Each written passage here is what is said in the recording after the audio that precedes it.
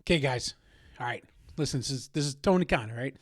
We're going in Dynamite. All right. I got a great idea. Got a great idea for the show and how we're going to open the show up. It's going to be great. It's going to be amazing. It's going to explain all the crap we did for Dynasty, especially, the beginning part. It's going to be a great idea. Here's how we're going to do this, okay?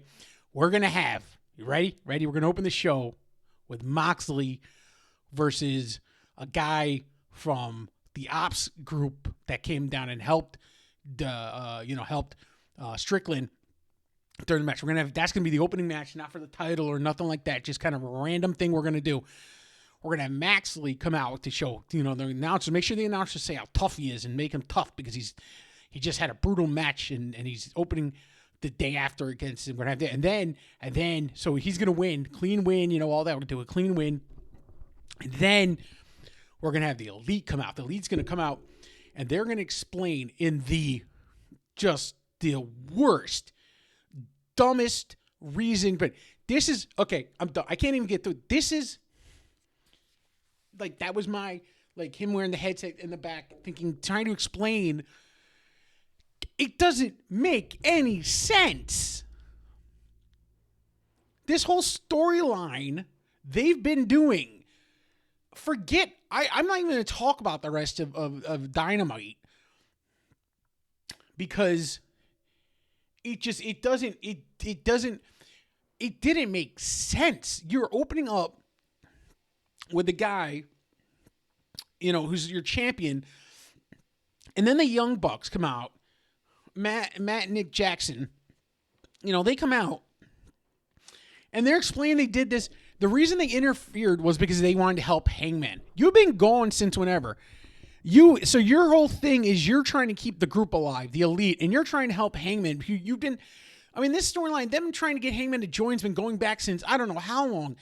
Give up on the storyline, okay? That storyline is done. You've killed it.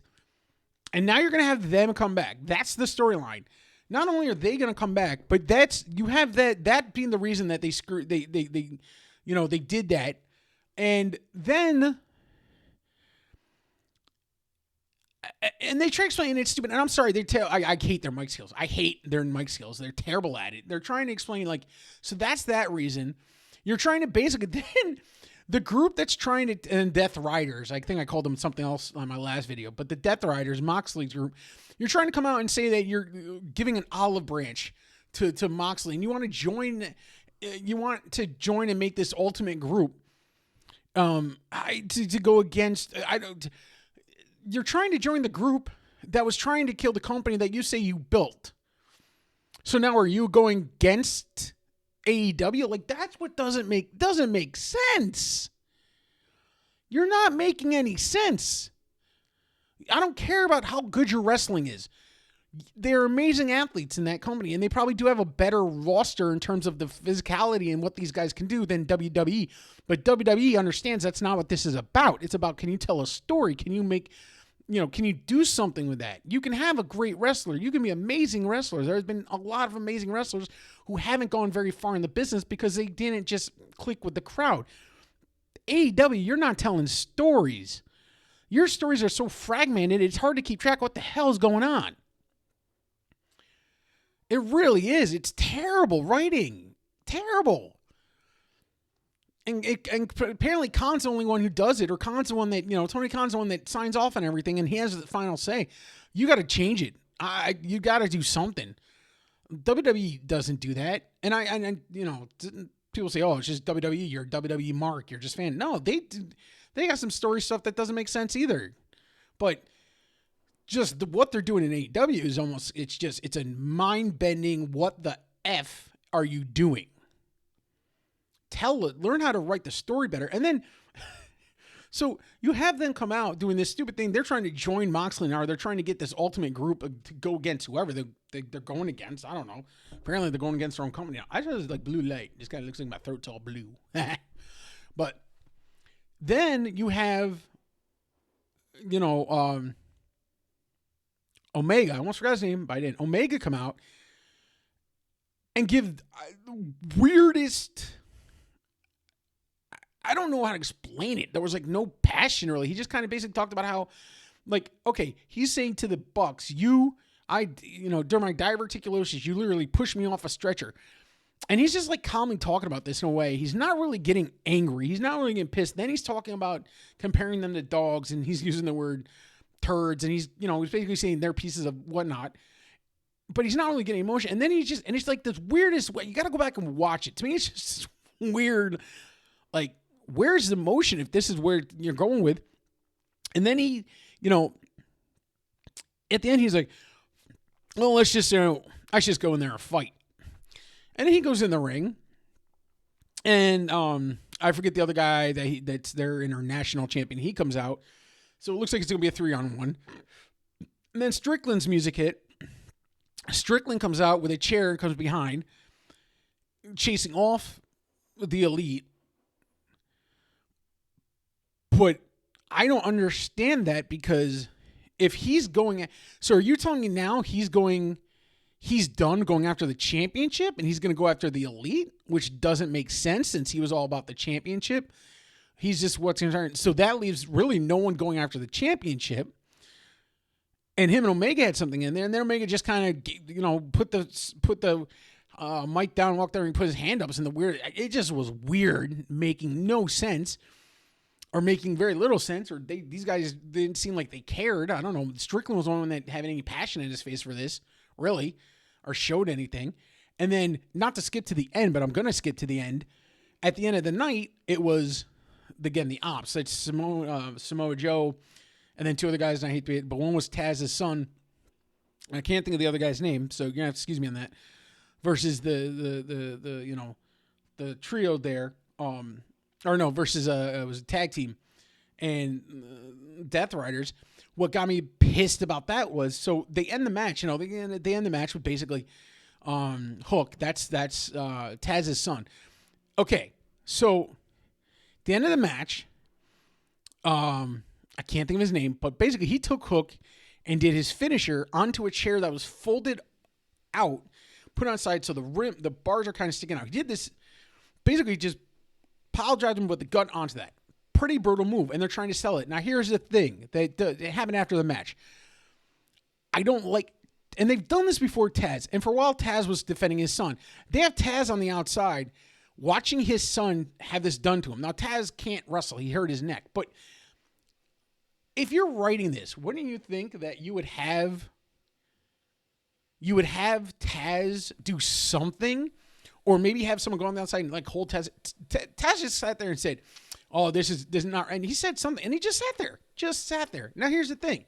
It was a brutal move. It looked very brutal on TV. It looked like the kind of thing that I would sell as possibly he's going to be out for, make it brutal. But no, what do?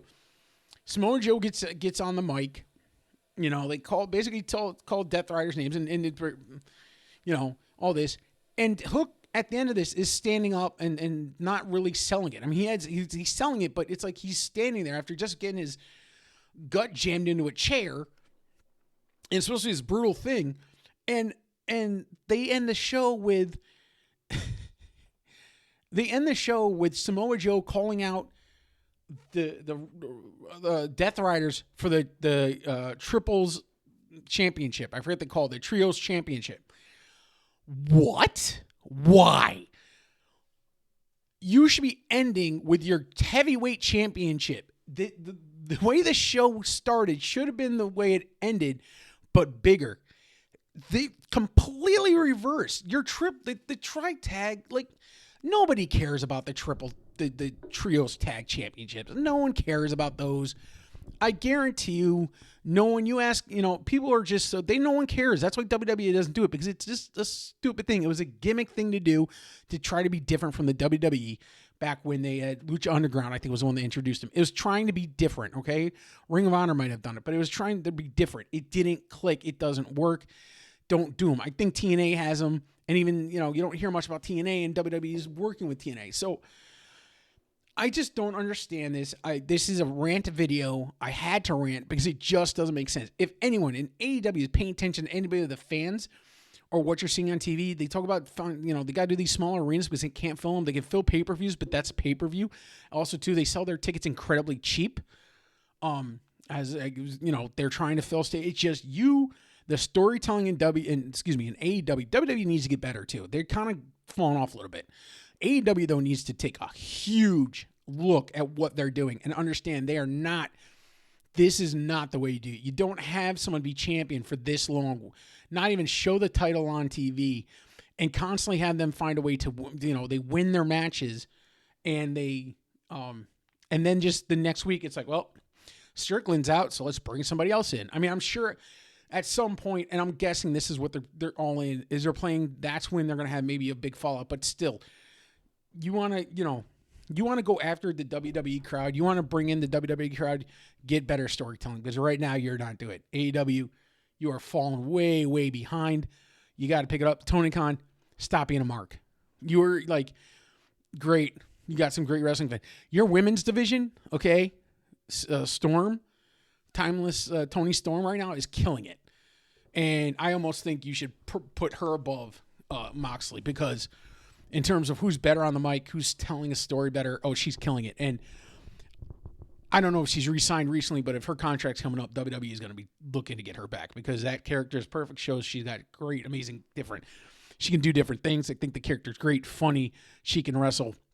Your women's division right now is much better than you're giving it credit for. I would be putting that above your men's division, because it scares me to know what, if this is the division they're going, or the direction they're going with the Elite and the Death Riders. Yeah, it's just not going to be fun. So there you go. There's my rant. I'll still watch AEW. I'm a wrestling fan, but I'm not. Well, my camera's doing some weird stuff. So there we go. So, yeah, I don't know. We'll see. All right, guys, that's enough for me tonight. Just wanted to get this video out there, and it's Thursday night, thank God. So, all right, as always, peace.